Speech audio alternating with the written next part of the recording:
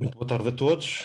Antes de mais, queria dar uma satisfação a todos vocês relativamente à minha recente ausência, tanto por questões, isto vê-se tanto por questões familiares, como também por questões de saúde, das quais me encontro a recuperar e a tentar também fazer com que volte à normalidade.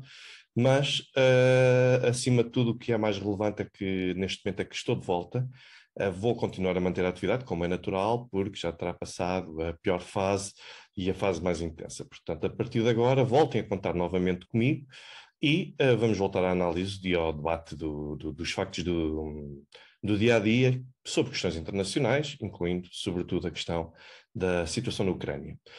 Um dos temas que eu mais destaco é um que volta e meia vem outra vez para a comunicação social, e que a comunicação social, a forma como difunde a informação, regra geral, não é sempre da forma mais feliz. Ou seja, em vez de frisar que quem é que diz o quê e de manter reservas quanto à possibilidade de rumores, muitas vezes é apenas passado uma mensagem que muitas vezes interessa um conjunto de narrativas. Afinal, Vladimir Putin sofre de cancro terminal, vai morrer brevemente ou não vai morrer? Bom, primeiro vamos à conclusão típica de La Palice. Todos nós vamos morrer um dia. Um dos aspectos sobre os quais eu tenho sido crítico relativamente à liderança de Vladimir Putin, portanto isto serve também para todos aqueles que dizem que eu sou putinista, pró-Putin, etc. Um dos aspectos que eu mais critico em Putin é o não ter tido a capacidade até o momento de criar as condições para que alguém que lhe suceda possa ser tão importante e tão influente na política interna e na situação externa como ele está a ser. Ou seja, parece-me que Putin continua concentrado no tempo em que estiver a liderar a Rússia e não está verdadeiramente ou totalmente focado em perceber como é que pode assegurar que um dia que saia do poder, seja por uma causa natural, seja por uma causa política, seja porque simplesmente está farto das coisas ou porque a Constituição o impede de fazer, parece-me que Vladimir Putin não tem pensado propriamente como é que pode garantir que a futura liderança da Rússia vai ter efetivamente um líder. Isto não é fácil, nós estamos a falar da Rússia. A Rússia não é um país. A Rússia é, na verdade, um continente constituído por várias Rússias. Nós temos em Moscou uma Rússia, temos em São Petersburgo outra Rússia, temos na Sibéria outra Rússia, temos em Vladivostok outra Rússia, portanto, nós temos um conjunto de Rússias. Conseguir gerir todas estas Rússias não é fácil para qualquer pessoa. Putin teve essa habilidade que soube desenvolver e soube construir com o tempo. Mas nós podemos olhar, por exemplo, para a Alemanha. Nós podemos pensar que Angela Merkel esteve 16 anos no poder, aqui já não é um problema para a Europa, o facto de Angela Merkel estar 16 anos no poder e dominar completamente o aparelho político e institucional, apenas quando chega ao Oriente, a leste, é que começa a ser um problema, é este tipo de longevidade. Mas a verdade é que nós olhamos para Olaf Scholz e, aliás, qualquer pessoa que sucedesse a Merkel, nós já saberíamos que iria ter um tremendo fardo em cima. E estamos a falar da Alemanha, de um país onde existe um reconhecimento consensual e geral e não, as pessoas nem sequer discutem relativamente às questões de distribuição e de equilíbrio de poderes entre os vários órgãos de soberania. Quando falamos da Rússia, há pessoas que dizem que a Rússia é um regime autoritário, outras que dizem que é totalitário, uma ditadura, uma democracia. Eu digo que eu continuo a afirmar que a Rússia é uma democracia com influência, fortemente influenciada por um conjunto de especificidades culturais e também geográficas. Isto vai levar depois para um outro vídeo que eu vou fazer com certeza, mas a verdade é que nós olhamos para a Alemanha e ninguém tem dúvidas de que a Alemanha é uma democracia inspirada e sustentada nos valores ocidentais. E mesmo assim nós temos aqui um problema de sucessão a Angela Merkel. Permaneceu 16 anos no poder e agora podia ser Olaf Scholz, podia ser qualquer outra pessoa. É extremamente difícil suceder alguém que está tanto tempo no terreno, tanto tempo no poder. E eu não estou a questionar a legitimidade da perpetuação no poder, porque o povo vota, se o povo vota e dá esse voto de confiança, naturalmente que o povo é soberano e deve ser mantido. Mas o próprio soberano, o próprio político, deve ter a plena consciência de que quanto mais se for mantendo no poder, pior vai sendo. E pior vai sendo porque depois constrói, consciente ou inconscientemente, uma imagem do país associada à sua própria liderança. Isto não quer dizer que seja uma ditadura necessariamente. Olhamos para o caso da Alemanha. O problema é que na Alemanha nós olhamos para a Angela Merkel e olhamos para a Alemanha e uma confunde-se com a outra. Embora, na verdade, nós saibamos que existem instrumentos de fiscalização próprios, mas uma chega a confundir-se com a outra, Alemanha-Merkel. Ninguém vai ainda diretamente pensar em Olaf Scholz. E a verdade é que já está no poder há alguns meses. Já está lá há muito tempo, já está a tomar algumas decisões, a meu ver, ousadas até, mas não tem o mesmo nível de respeitabilidade, nem é visto como um verdadeiro líder ainda, quer a nível europeu, quer também por parte da Rússia ou até mesmo da China. Portanto, estamos a falar apenas do Estado mais populoso da União Europeia e pouco mais que isso.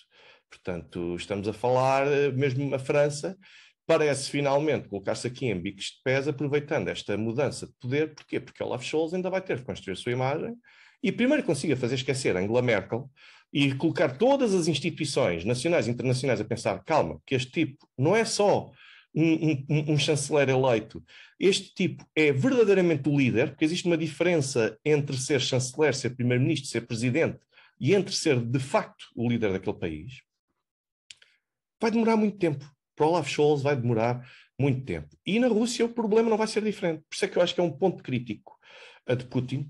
É exatamente isto. Nós não temos verdadeiramente aqui a percepção sobre qual é que poderia ser o número 2. Há, de facto, e isto é um problema porquê? Porque Putin parece-me que se está a esquecer de uma questão que, a meu ver, é elementar. É que a mãe natureza continua a fazer as suas regras. Há coisas que não se mudam por decreto. Há coisas que não se mudam na Duma, não se mudam na Assembleia da República. E doenças terminais e a morte espontânea e súbita, este tipo de situações, uma incapacidade temporária ou permanente que não envolva a morte, mas que pode haver uma incapacidade permanente. Basta pensarmos que Salazar caiu da cadeira, ninguém estaria a partir à espera disso, naturalmente. Mas a verdade é que a mãe natureza vai pregando as suas partidas. E quando pensamos nisso, nós temos de pensar naturalmente em ter um plano B muito mais razoável do que, bem, vou deixar que seja o povo a escolher o meu sucessor. Acho que Putin já deveria ter isto pensado, nem que seja até por uma questão de respeito com o partido. Ou seja, o partido ao qual pertenceu e que agora, apesar de não estar formalmente inserido no partido, mas continua a ter o seu patrocínio, portanto, de facto, continua a ser o partido, a Rússia Unida, a Dinaya Rassia, também merece um pouco de respeito, porque neste momento é o partido que domina o aparelho de Estado na Rússia de uma forma bastante sólida, e nós temos de pensar, então, mas Putin tem de garantir que um dia que saia do poder, que pelo menos aqueles que sempre o apoiaram toda a vida, se ele continuar a rever-se nos seus valores, a menos que o partido alterasse radicalmente, naturalmente, é expectável que a instituição e que o partido político queira continuar a ser uma aposta e a permanecer no poder. Se caso contrário, se não tiver nenhuma figura de verdadeira referência, vai ser um verdadeiro problema para Putin. Para Putin não, para o próprio Partido de Rússia Unida e, eventualmente, dependendo do arranjo político-partidário que depois se vier a refletir no terreno, podemos ter um outro tipo de complicações também, mesmo institucionais, ao ponto de, através dos órgãos de soberania, a Rússia se tornar ingovernável. Depois temos a relação com os vários governadores, temos as relações com os vários governos regionais. Temos várias Rússias numa só Rússia. Imaginem uma União Europeia, só que na Rússia.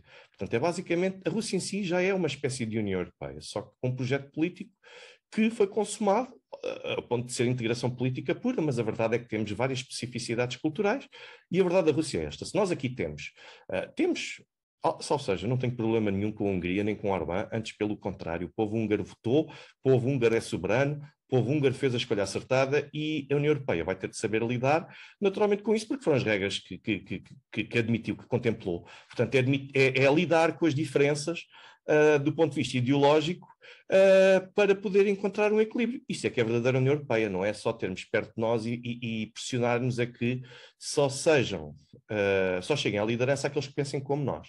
Agora, mas se aqui na União Europeia a Hungria e a Polónia é um problema, naturalmente que se não houver um verdadeiro líder na Rússia, vamos ter um problema em várias frentes.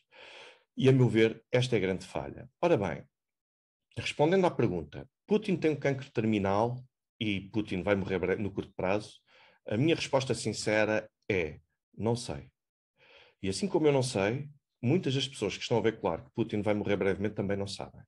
Vamos lá ver uma coisa. Ainda há pouco tempo, Putin estava a receber um tratamento de cortisona porque tinha a cara inchada, e está a receber um tratamento de cortisona é porque tem um tumor, não sei onde, não sei o que, não sei o que mais. Putin já teve, ainda há semanas, tinha um tumor nos intestinos. Agora tem um tumor no sangue.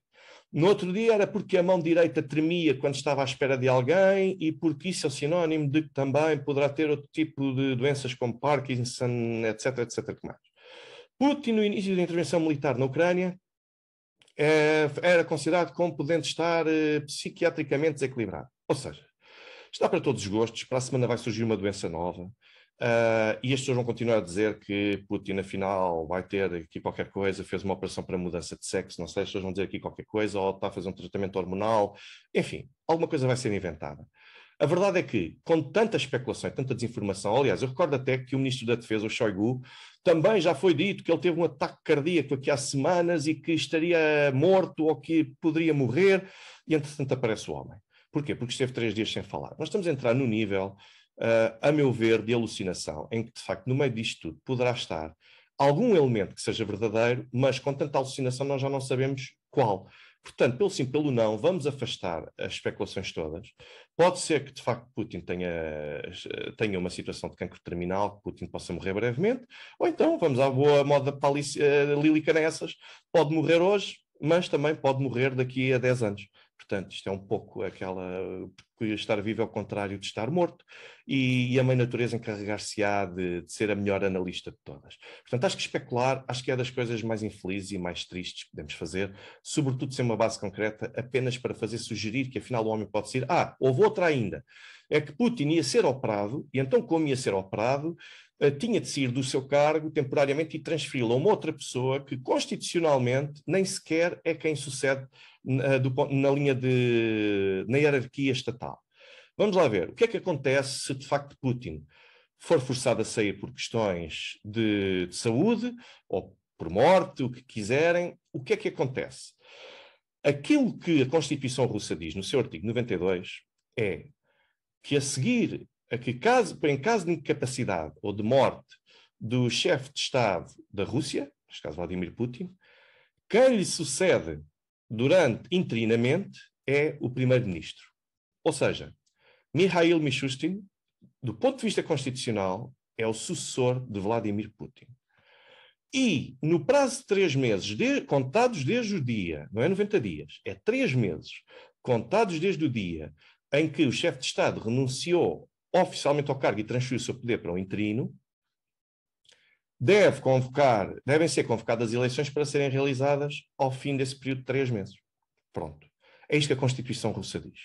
Vermos aqui nomes absolutamente mirabolantes atirados para cima da mesa, a meu ver, é mais uma demonstração e mais um teste de alucinação. Mishustin, do ponto de vista constitucional, o antigo presidente da Câmara de Moscovo, do ponto de vista constitucional, é ele que sucede a Putin. Qual é o problema de Mikhail Mishustin substituir Putin e, eventualmente, poder ser candidato às presidenciais na Rússia? Isto não quer dizer que ele vá ser. O que eu estou a dizer é que durante 3 meses ele é o substituto interino de Putin. Isto olhando para a Constituição Russa. Qual é o problema? É que durante aqueles 3 meses nós estamos a falar de um primeiro-ministro de um país que não é propriamente o Vanuatu, não é propriamente a Costa Rica, portanto isto não é só com todo o respeito para esses países naturalmente, mas não tem o mesmo nível de encrencas, nem o mesmo nível de situações complexas que tem a Rússia. O problema disto é que Mishustin é um tecnocrata. Imaginem, comparando, mas mal comparado, dadas as diferentes realidades e as diferentes até personalidades das pessoas, imaginem Mário Centeno, que tínhamos um Mário Centeno ou um João Leão, não digo Medina, mas vou dizer um João Leão, portanto, uma pessoa assim, que se destaca. Aliás, a melhor prova que nós poderemos dar aqui seria, se calhar, até com Medina, porque Medina também, Fernando Medina, foi presidente da Câmara de Lisboa e agora passou para o cargo de Ministro das Finanças. A Mishustin sempre foi da área económica sempre teve muito como competências a área económica, foi presidente da Câmara de Moscovo. Portanto, poderíamos encontrar este paralelismo, sim. Mas imaginem que agora que Fernando Medina, o problema é que Mishustin não tem tanta visibilidade quanto isso, como Fernando Medina, por exemplo, já teve. Mas a verdade é que, imaginem que Fernando Medina subitamente substitui António Costa. Eu acho que, por acaso, até poderia substituir de melhor forma, eu diria que talvez em termos de perfil ou em termos de caráter, se calhar a comparação aqui já seria mais feliz se fosse feita com João Leão, portanto, que era um ministro muito mais apagado. Este é o problema dos sistemas presidencialistas, é que o primeiro-ministro, quando há, porque nos Estados Unidos não há, mas o primeiro-ministro, quando há, tem sempre um papel mais apagado porque não é chefe de governo, o chefe de governo é o chefe de Estado. Portanto, esse é o problema também aqui da Rússia. Mas imaginem que nós tínhamos aqui uma situação dessas. Ou seja, um tecnocrata, um homem de gabinete, um homem habituado a tratar de papéis e que durante 3 meses, se é que depois não se candidatasse e não viesse a vencer as eleições ou não, a poder tratar dos assuntos de política internacional, de tudo que vocês possam imaginar e liderar a estratégia política da Rússia, quer interna, quer externamente. Parece-me, a meu ver, que Mishustin tem aqui alguns handicaps. 3 meses podem ser tempo excessivo para um indivíduo como Mishustin poder liderar o poder, se ele quiser liderar verdadeiramente como presidente da Rússia, da Federação Russa, de forma interina. Mas, a meu ver, parece-me que a estratégia mais equilibrada teria de ser Mishustin a governar apenas como sucessor de Putin, mas ao mesmo tempo a governar durante aqueles 3 meses com um conjunto de outras personalidades que o pudessem orientar nas mais diversas temáticas. Refiro-me aqui naturalmente a Shoigu, que é sempre apontado como um imediato sucessor de Putin também, mas constitucionalmente não é ele o número 2 do governo, o que não quer dizer que não pudesse ser ele o futuro candidato a presidente. E tem muito mais carisma até Shoigu do que tem propriamente Mishustin, sobretudo porque ao longo da década de 90 teve uma intervenção a nível dos serviços de emergência pública, mesmo do ponto de vista militar, portanto tem uma intervenção muito positiva, mas poderia ser bem visto. O que é que aqui depois poderia ser o problema? Quem é que realmente seria o verdadeiro sucessor? Lavrov também deveríamos contar com Lavrov, não como sucessor a Putin. Eu acho que nem sequer Lavrov tem a ambição de poder ser candidato a presidente, apesar da visibilidade toda que tem. Mas acho que Lavrov é realmente um homem dos negócios estrangeiros. Lavrov é de facto aquele homem que faz falta conduzir a política internacional da Rússia.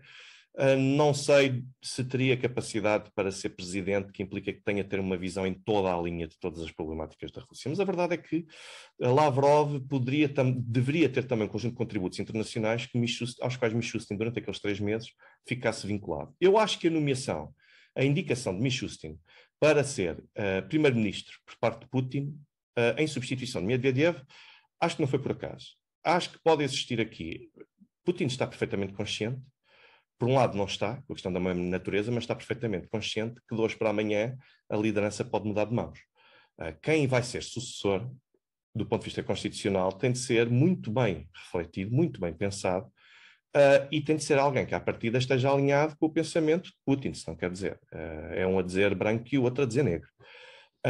Mas ainda assim, cheira-me que falta o carisma, falta o perfil, pode ser que se revele, atenção, nós não sabemos como é que é nos bastidores, porque convencer todos aqueles meus que eu falei, desde governadores, poder local, ministros, membros da Duma, conseguir gerir tudo isto, todas estas pontas, é extremamente complexo. Mesmo nas organizações internacionais, Mishustin tem de se apresentar ao exterior e as pessoas têm de olhar para ele e, no mínimo, têm de engolir em seco, porque, atenção, alto lá, entrou agora aqui o presidente da Federação Russa.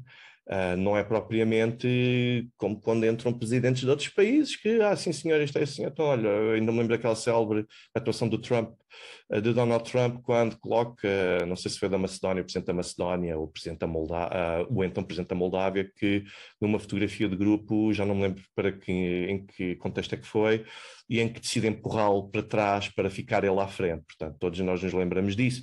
Porque é que Trump fez isto? Porque, naturalmente, estávamos a falar de um país que, embora sejam todos igualmente soberanos, não tinha a mesma projeção, nem a mesma respeitabilidade e consideração externa.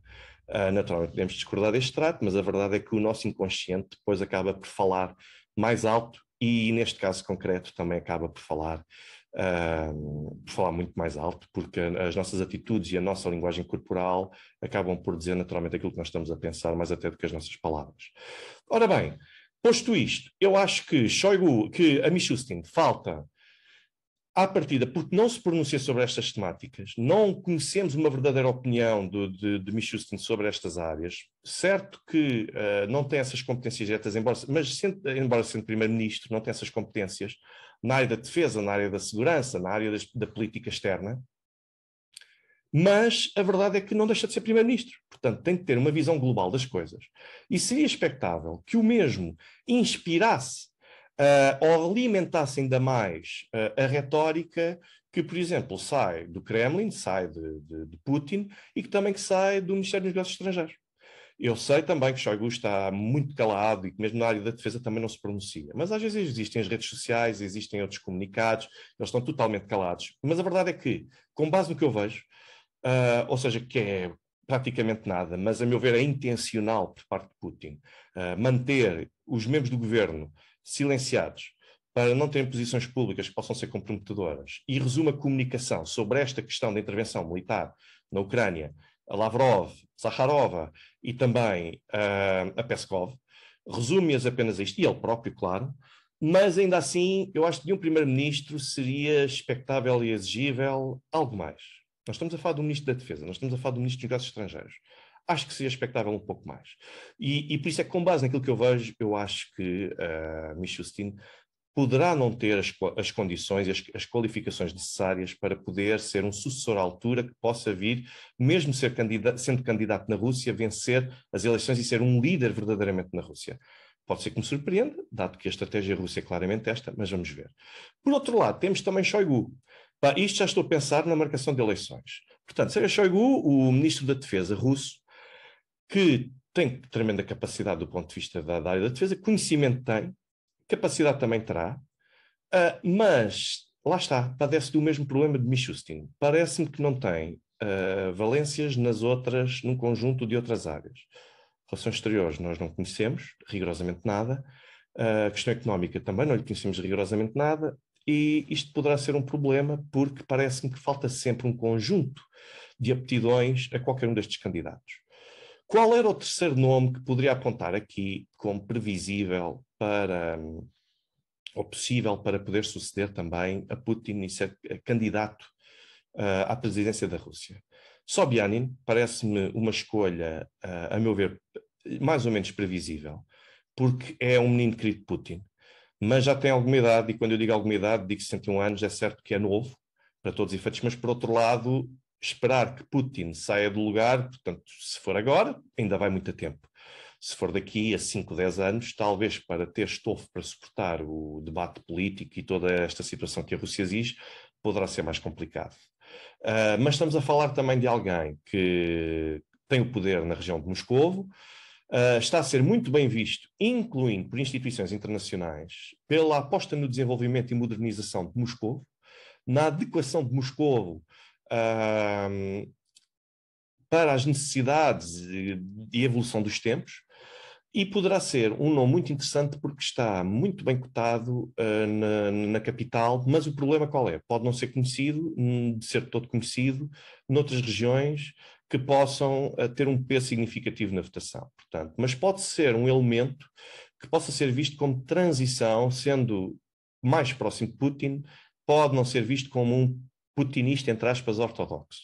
E isto pode ser bom até para poder congregar à sua volta um conjunto de outras pessoas e de apoiantes que, se calhar, noutras condições, poderiam apoiar candidatos da oposição. Vamos ver o que é que acontece. No Ocidente, eu sei que os preferidos para suceder a Putin são Dmitry Medvedev, mas tem um problema, é extremamente impopular.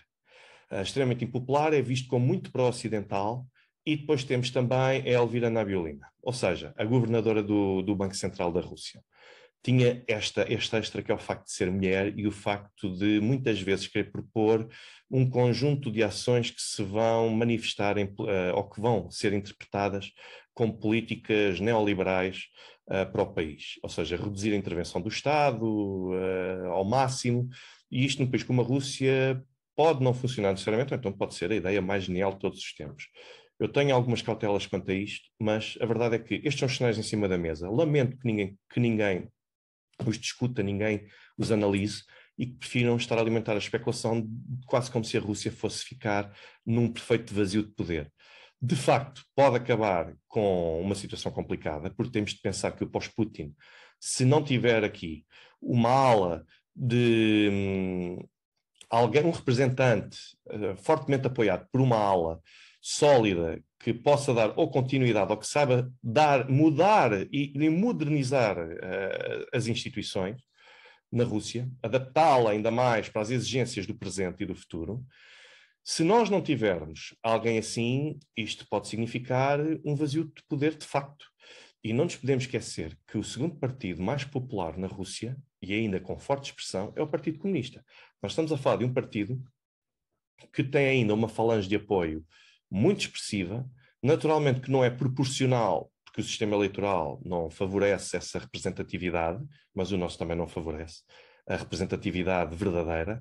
O da Rússia reflete a representatividade parcial, uma vez que os elementos da Duma, metade são eleitos através de um círculo único nacional e os outros são eleitos através de vários círculos eleitorais criados, estamos a falar de 225, portanto são muitos, São Moscovo tem direito a 14, se não estou em erro, uma coisa assim, mas são 14 círculos eleitorais onde podem emergir vários candidatos, e o Partido Comunista continua a ter uma forte base de apoio um pouco por todo o país. Nós estamos a falar de um tipo de partido, se calhar como o Yablaka, ou se calhar até como a plataforma de apoio de Navalny, que também é alguém que não goza de muita popularidade, mas em cidades como Moscovo, como São Petersburgo, consegue encontrar uma base de apoio relativamente interessante, ou seja, aquele tipo de eleitor mais jovem, mais urbano. E quando eu digo mais jovem, não estou a falar daquela faixa dos 25 aos 40 ou aos 45. Estou a falar mesmo dos adolescentes e jovens adultos até aos 24 anos. Essa é a verdadeira base de apoio que está mais próxima de Navalny. Claro que depois temos pessoas de todas as idades que naturalmente também o apoiam, mas estamos a falar de alguns partidos que têm expressão eminentemente urbana, e a Rússia, lá está, são várias Rússias. Portanto, e ir a várias Rússias a conseguir conquistar o voto da população com ideais neoliberais não tem a mínima hipótese. Simplesmente não tem a mínima hipótese. Mais facilmente o Partido Comunista tem esse apoio, por isso é que eu digo que isto é uma hipótese, do que este tipo de partidos. Portanto, temos de pensar aqui em vários cenários. Muita coisa pode acontecer pós-Putin, mas primeiro importa também perceber quando é que se iniciará o pós-Putin. E isso, de momento, lamento não ter uma resposta para vos dar, mas não sei.